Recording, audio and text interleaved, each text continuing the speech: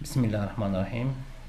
Chers étudiants, ravi de vous voir dans cette nouvelle vidéo et la continuation de notre TP que nous avons fait la dernière fois et celui des afficheurs 7 segments.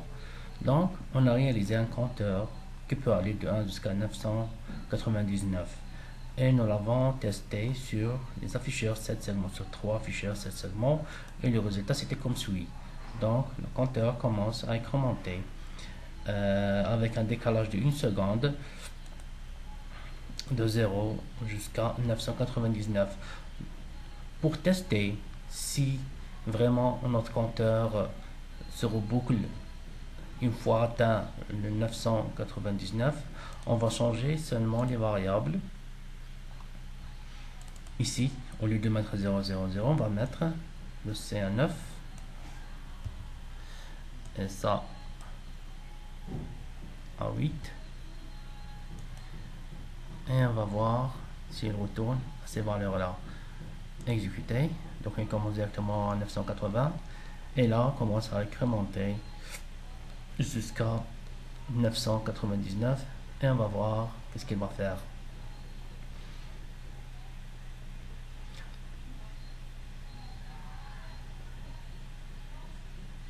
Et voilà, et ça marche. Donc, elle ne va pas retourner 000, mais elle va reprendre les valeurs initialisées ici, ABC, qui sont 900, qui sont 089. Ok, donc notre programme fonctionne parfaitement. Maintenant, si on désire créer un compteur de 9999, donc vous allez me dire, il suffit d'ajouter un autre segment et le connecter à un port et ajouter une deuxième variable ici, faire le même processus et le programme sera réglé. Mais là, on va tomber dans le problème que il n'y aura plus de port pour connecter notre segment. Le comma, bien sûr, sera connecté au port A. On va placer le port A0 qui est toujours libre, mais les segments, on a utilisé le B, on a utilisé le C, on a utilisé le D, il nous reste le E, mais le E ne comporte pas 8 pins, donc il sera pas utile. Ok? Pour résoudre ce problème, qu'est-ce qu'on va faire? On va utiliser les afficheurs 7 segments x 4. Les afficheurs 7 segments x 4, celui-là. Ok? Donc le processus reste le même, sauf que attendez, qu'est-ce qu'on va faire? On va supprimer ça. Supprimer. Donc ils sont utilisés, il faut tout d'abord le supprimer ici. Et on va supprimer tout ça.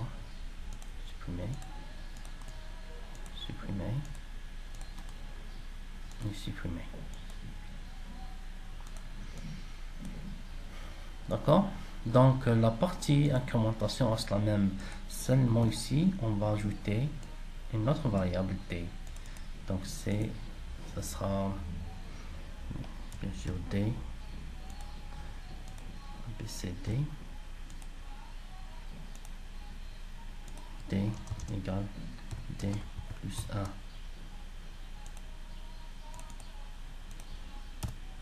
Et C égale 0.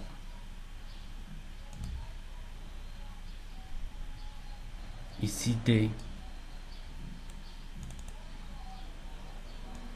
Ici D supérieur à 9.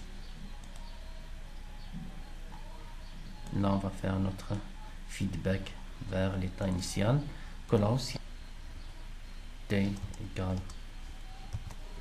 à 0. Et là aussi, on va initialiser le D égale à 0.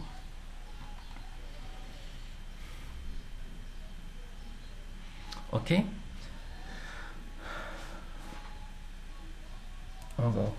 On va supprimer cette temporisation aussi pour le moment.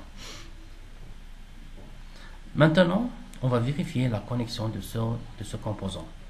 Cliquez sur connexion et on va voir. Le port A, je l'ai mis les anodes Donc dès le début, on trouve qu'il y a 4 anodes pour chaque segment et qui sont connectés au port A. Et les segments sont connectés dans un seul port qui est B. Ok? Comment ce composant fonctionne? Donc là, c'est très simple. Au lieu d'afficher les variables de manière continue sur les segments, on va activer chaque segment l'un après l'autre avec une grande vitesse. Comme ça, on a gagné beaucoup d'espace dans notre microcontrôleur. Il est connecté, on va afficher 4 chiffres.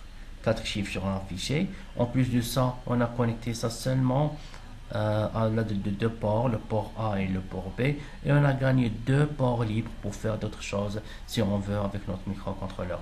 Maintenant, on va garder la routine telle qu'elle est, mais dans l'affichage, regardez comment on va faire. Donc on va utiliser la routine composant, on va la mettre ici, et on va cliquer 2 fois. Cliquez sur l'aide segment x4, afficher un chiffre, et là dans les paramètres, il me donne 3 paramètres à configurer. Le chiffre, la valeur et le point décimal. Le chiffre, la valeur et le point décimal. Donc là, le chiffre, c'est le segment.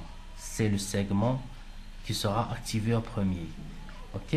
Donc là, on a 4 segments. On va mettre par défaut 0. 0, ça veut dire que c'est celui-là qui sera affiché au premier. Virgule, la variable qui est A, elle va comporter la variable A, virgule, point décimal 0 qui sera 0. Comme ça, j'ai terminé avec la configuration du premier segment qui sera affiché au premier temps. Cliquez OK. Après, insérer une deuxième routine composant et là, on va changer un petit peu. Donc, le chiffre, ça sera 1, virgule, la valeur, ça sera la variable B, et virgule, ça sera 0 le point décimal. Après cela, ajouter, continue avec la valeur, c'est C et 0.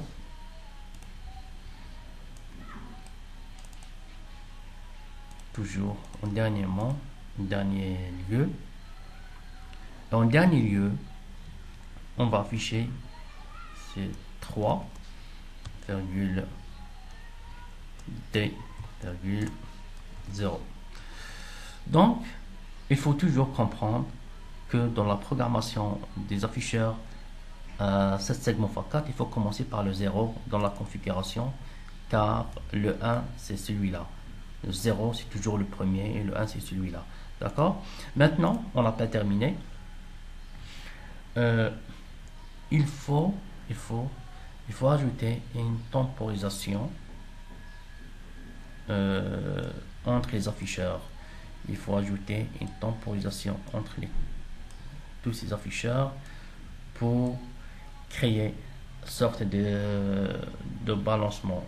C'est-à-dire, je vais les mettre à 50 millisecondes ou 50 millisecondes pour la voir parfaitement.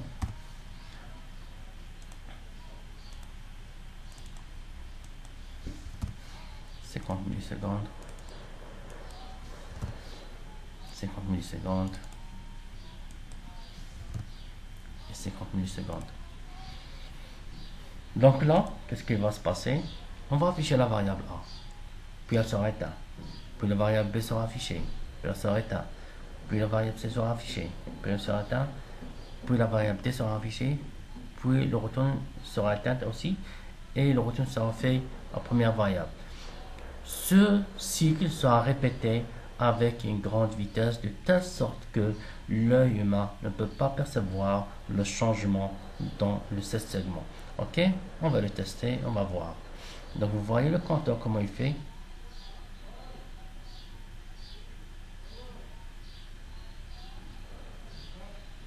Donc le balancement se fait de cette manière-là. Voilà, le code fonctionne parfaitement. L'incrémentation se fait de manière continue jusqu'à 9999 en utilisant seulement un port et un seul afficheur 7 segments à 4 x 4. J'espère que vous avez aimé la vidéo.